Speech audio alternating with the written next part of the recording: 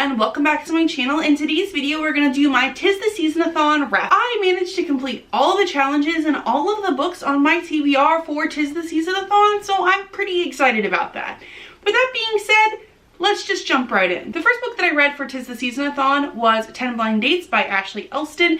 This was the group book for the readathon, which was pretty cool that it was the first book that I read.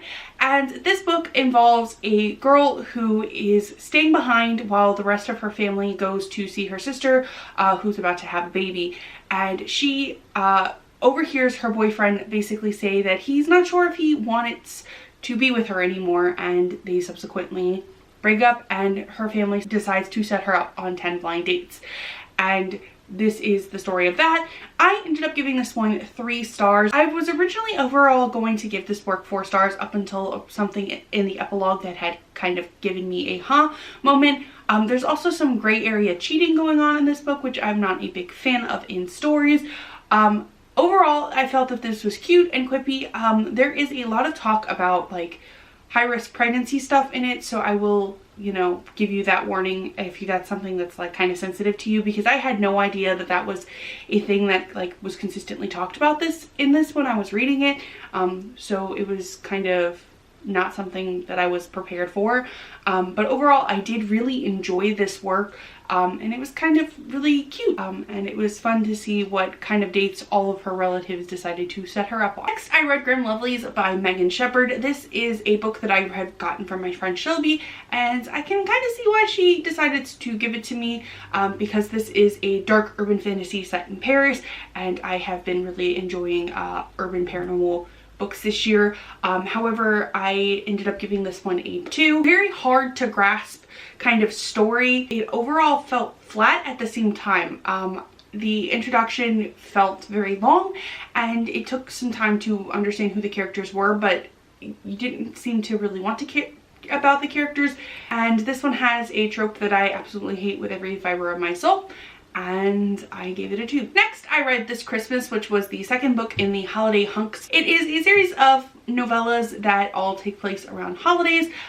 This one takes place in Salem, and basically this girl had hooked up with this guy and they used fake names, and then the next year they meet and they're set up on kind of like a blind date, and the story kind of was from there. I overall give this one a 3. I enjoyed it well enough, but it kind of had like a macho-y man kind of thing, and I just wasn't in the mood for an alpha man at the time. Next, I read If It Makes You Happy by Claire Kahn. This was my choice for song. This one is about a girl who basically accidentally wins this competition that she wasn't expecting to win, and I ended up giving this one a 3. I overall really enjoyed the character that we are following. However, there was a character who she was connected with that I feel like we were supposed to like the situation, but I was not a fan of the situation we were put in, and the writing in general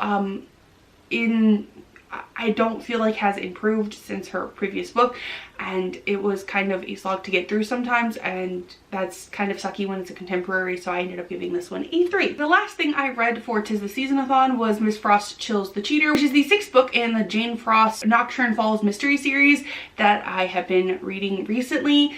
This one was fun because it took place in the North Pole, so we got to see Jane Frost in her element. I gave this one a 4. It was my favorite one in the series. I didn't like where the previous one had kind of left off on. I had felt like it was kind of rushed. However, it kind of wrapped it up, and I'm excited for the next one, even though I'm not sure if the next one's going to be the last one in the series, because I don't know where else we could go with this series. But I like Jane Frost as a character. I like who her love interest is, and I'm excited. So that's that. I gave this one 4 stars. And that was everything that I read for Tis the Seasonathon. Did you participate in Tis the Seasonathon? Did you read the group book? Let me know how you felt about it in the comments down below. If you like what you saw here today, be sure to like and subscribe. I normally post videos on Tuesdays and Thursdays. Thank you so much for watching, and have a nice day.